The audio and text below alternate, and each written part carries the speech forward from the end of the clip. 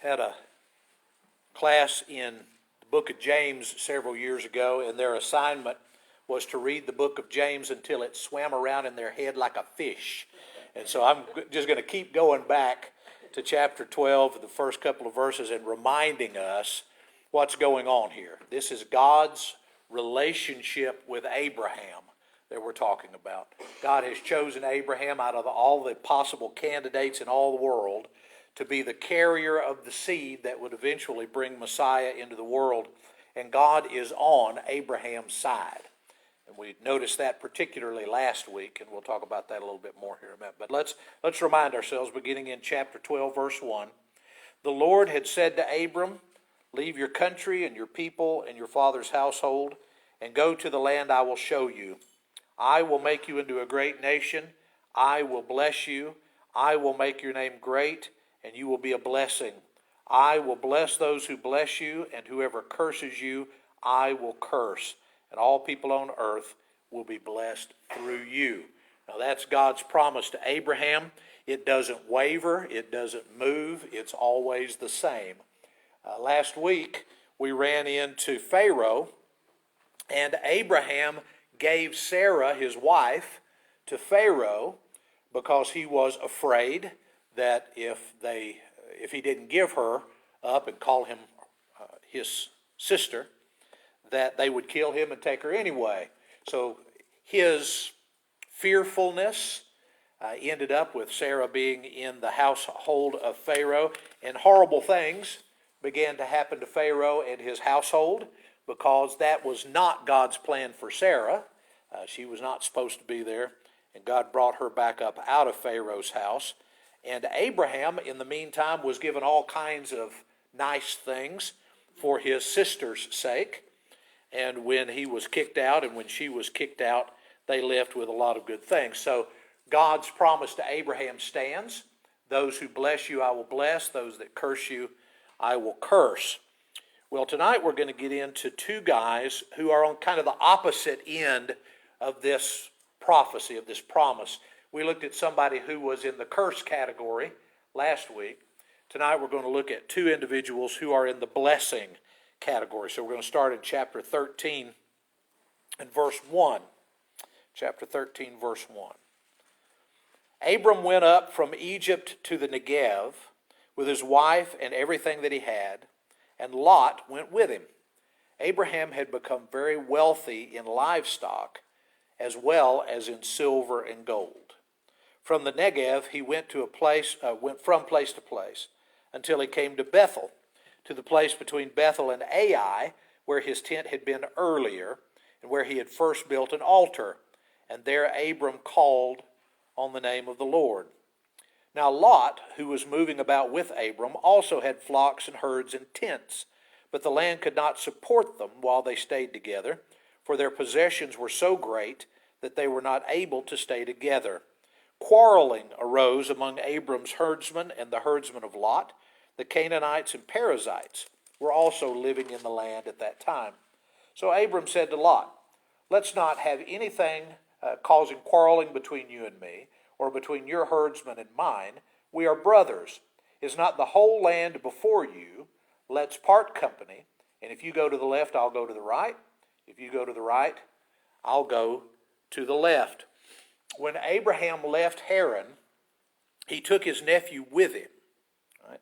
There was no one outside Abram's immediate family, he and Sarai, who was closer to Abraham for a longer period of time.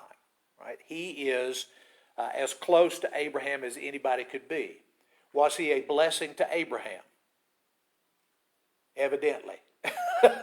Because those that bless you, I will bless, and those that curse you, I will curse.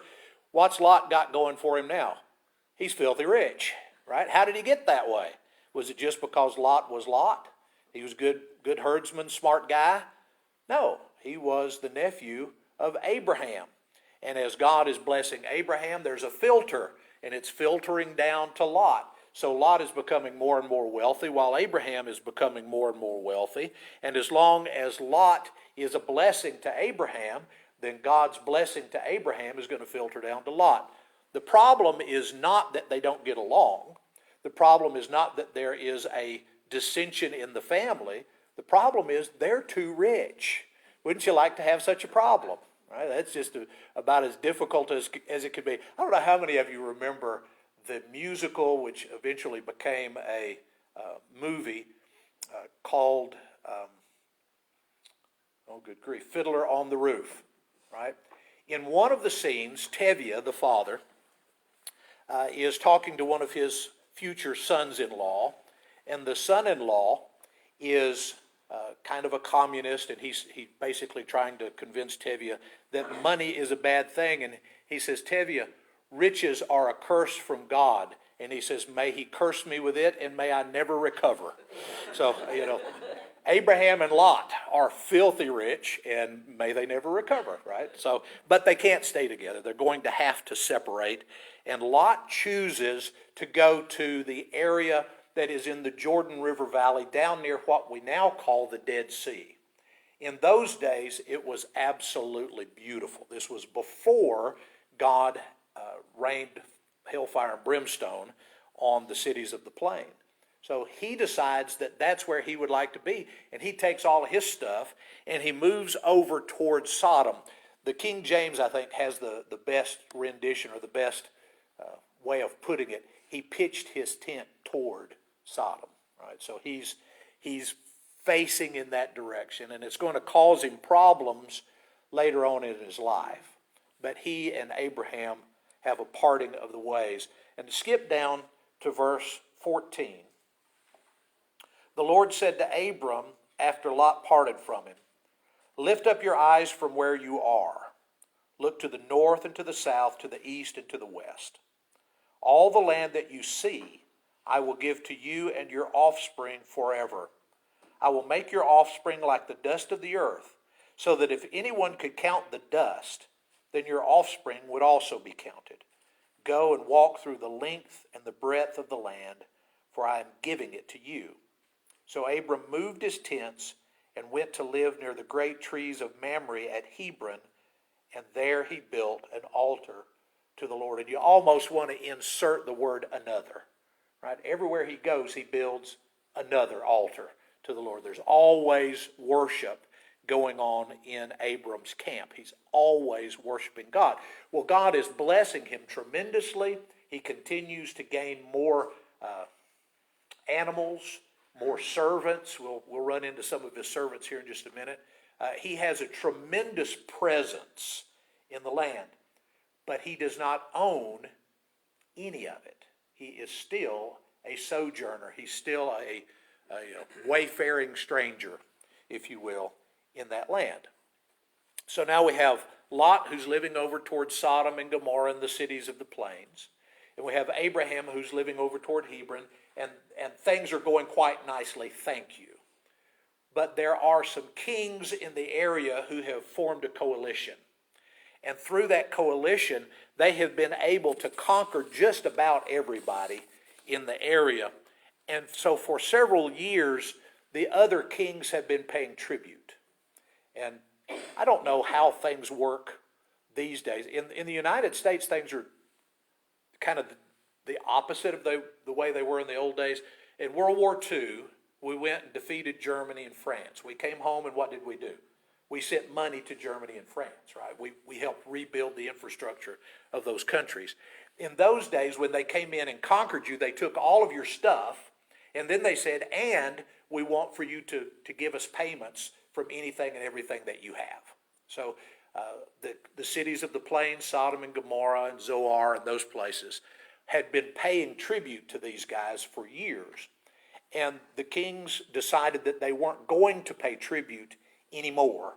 And they went to war with these powerful kings, and they lost.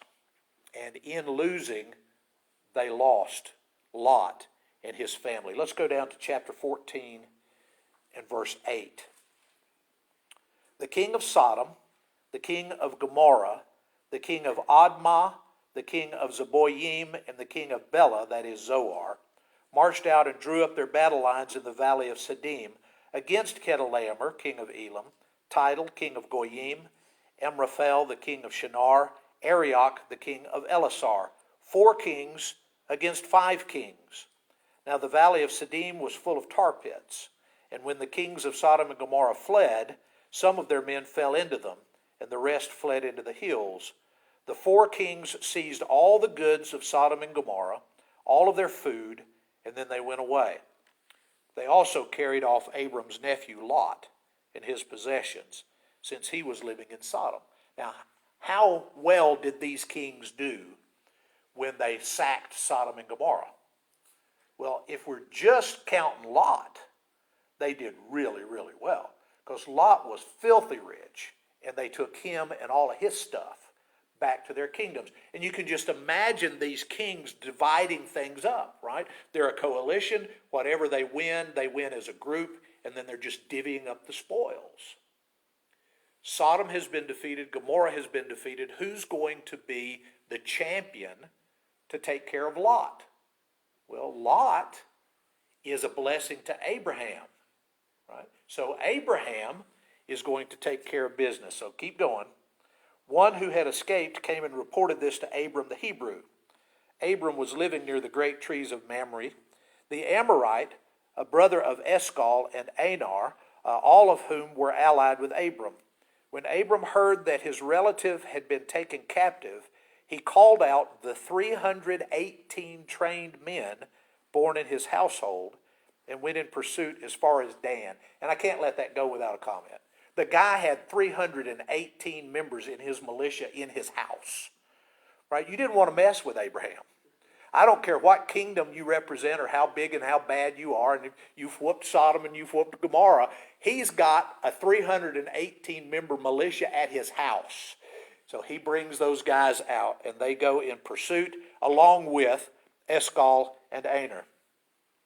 During the night, Abram divided his men to attack them. He routed them, pursuing them as far as Hobah, north of Damascus.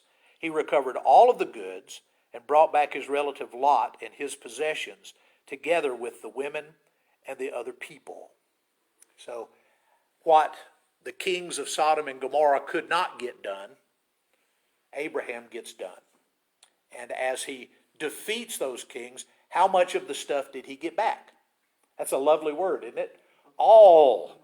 Got all the stuff back. So not only is Lot set free, so Lot's got his freedom, and he gets to come back, but Lot's got all of his stuff that he lost in that battle. So again, Abraham is a blessing to Lot because Lot is a blessing to Abraham.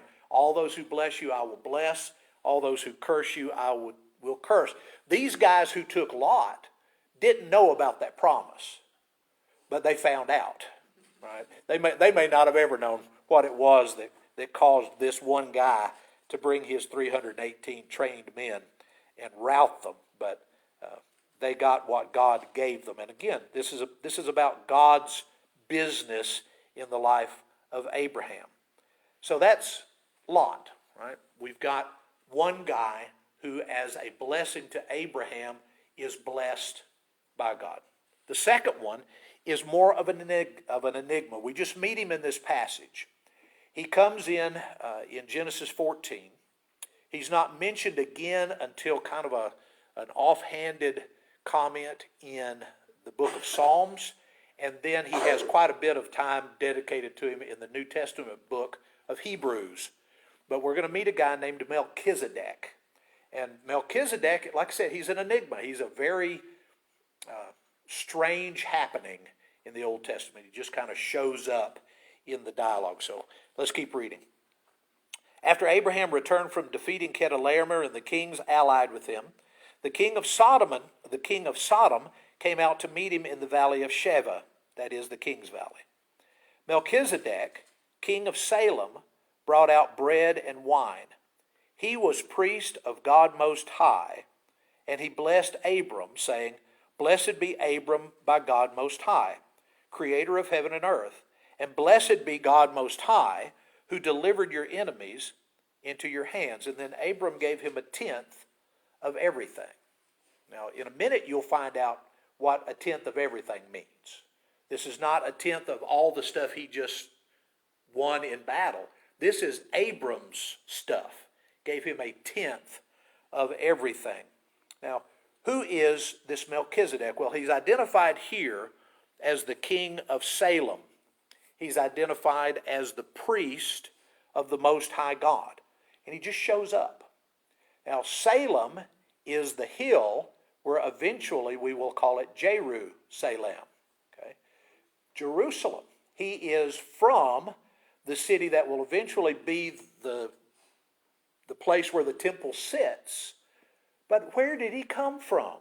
How do you suddenly have a priest of God Most High living in Salem? It was owned at that time by a group named the Jebusites. And they were just,